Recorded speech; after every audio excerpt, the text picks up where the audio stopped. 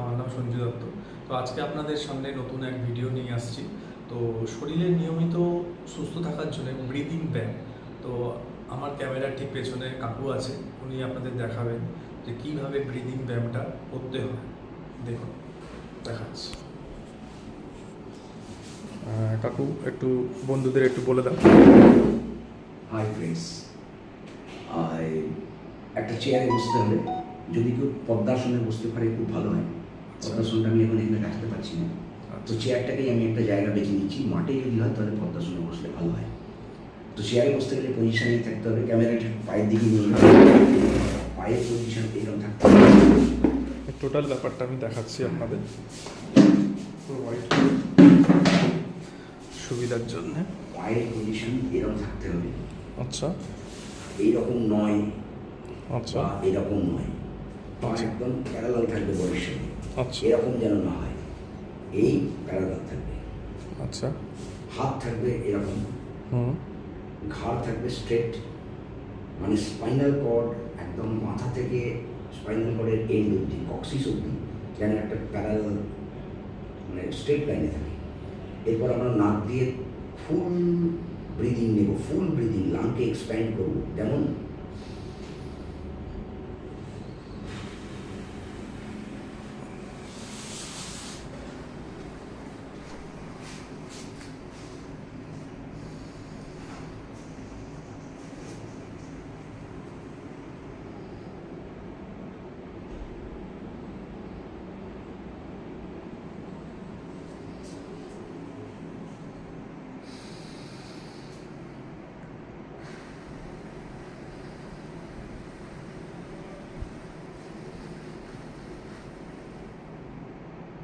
এক্ষেত্রে খেয়াল রাখতে হবে ঠোঁটটা যেন বেলুনে ফু দেওয়ার সময় যেরকম হয় সেরকম ঠোঁটটা হবে, লাইক দিস।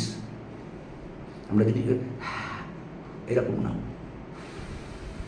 বেলুনে ফু দিতে গেলে আমরা যেরকম মুখটা করি।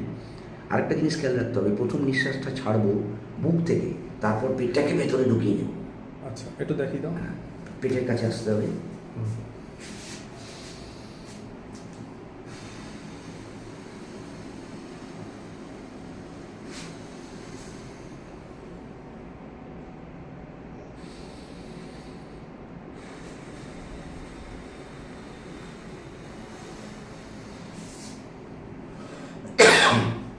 এইটা করতে হবে।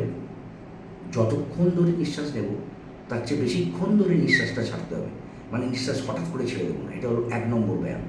দ্বিতীয় ব্যায়াম হচ্ছে নিঃশ্বাস নাক দিয়ে এই পজিশনেই নেব,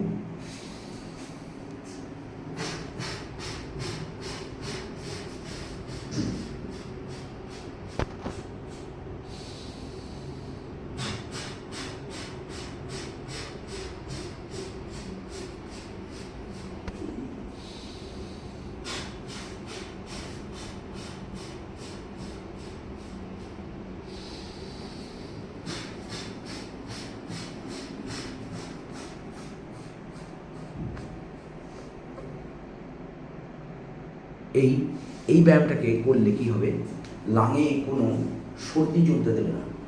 যদি সর্দি হয় তাহলে সর্দি উঠতে সাহায্য করবে। এবং আমাদের লাঙে কি সমস্যা হয়, লাং তো আমাদের বড় থাকে, কিন্তু সেই লাংকে আমরা পুরোপুরি নিঃশ্বাস নেবার সময় ব্যবহার করি না। কেন? আমরা দৈনন্দিন জীবনে আমাদের যে কাজকর্ম করি, যেমন মোটরসাইকেল চড়ি, ছুটে বাস ধরি না, খেলাধুলো করলে আমরা হাঁপাই, তখন আমাদের লাং বড় হয় ছোট হয়, বড় হয় ছোট হয়। কিন্তু এমন আমাদের লাইফস্টাইল হয়ে গেছে যে লাইফস্টাইলে আমরা ছোটো ছোটো নিঃশ্বাস নিই, তারপরে লাং এইটুখানি করে এইটুখানি বন্ধ হয়, এইটুখানি করে এইটুখানি বন্ধ হয়। লাংয়ের ক্যাপাসিটি এতটা। তো এই ব্যায়ামটা যদি আমরা করি তাহলে লাংটা পুরো এক্সপ্যান্ড হবে এবং লাংটা পুরো স্কুইজ হবে, এক্সপ্যান্ড হবে, স্কুইজ হবে। এতে ভাইটাল ক্যাপাসিটি বাড়বে, অক্সিজেন ইনটেক বাড়বে। অক্সিজেন ইনটেক বাড়লে হার্ট সলিড থাকবে, এবং অক্সিজেন বাড়লে কী করে, আমাদের অক্সিজেন নিয়ে যায় red blood corpuscles, RBC. RBC আমাদের অক্সিজেন কোষে নিয়ে যায়, সেল। তো অক্সিজেন যদি আমরা কম ইনটেক করি তাহলে কম নিয়ে যাবে, আমাদের এনার্জি লস হবে। এই ব্যায়াম সকালবেলা করলে সারাদিন শরীরে ভরপুর এনার্জি থাকবে। আচ্ছা, এটা কতক্ষণ করতে হবে? এটা মোটামুটি মিনিট 5। তবে চেয়ারে সবাই যদি না বসতে পারে তাহলে পদ্মাসনে মাটিতে বসে করতে হবে, বাবু হয়ে বসে। করতে আচ্ছা। হবে এটা। আচ্ছা। পদ্মাসনটা নিশ্চয়ই গ্রুপের মধ্যে কেউ না কেউ দেখাতে পারবে সেই পদ্মাসনে বসে। মোটামুটি 12 বছরের ওপরের বাচ্চা আর 70 বছর বয়স অব্দি লোক এই অভ্যাস করতে পারে। 12 বছরের কমের বাচ্চারা এটা করতে পারবে না। আচ্ছা, মানে সবাই ভালো থাকবেন এবং আশা করি এই ব্যায়াম করে সবাই সুস্থ থাকবেন। একদম একদম নিশ্চয়ই। তো বন্ধুরা, তোমাদেরকে আমি বলছি যে নিয়মিত সবাই একটুখানি নিজের শরীরে খেয়াল রাখাটা দরকার, প্রয়োজন। তো তোমরা কাকু যে ব্যায়ামটা দেখালো নিয়মিত করার চেষ্টা করবে সুস্থ থাকার জন্য। ঠিক আছে, আজকে আপাতত এইটুকু। আর চ্যানেলটাকে অবশ্যই সাবস্ক্রাইব করে দেবেন। তো আরও নতুন নতুন এই ধরনের ভিডিও আনবো আপনাদের সামনে। ওকে, বাই, ভালো থাকবেন, সুস্থ থাকবেন।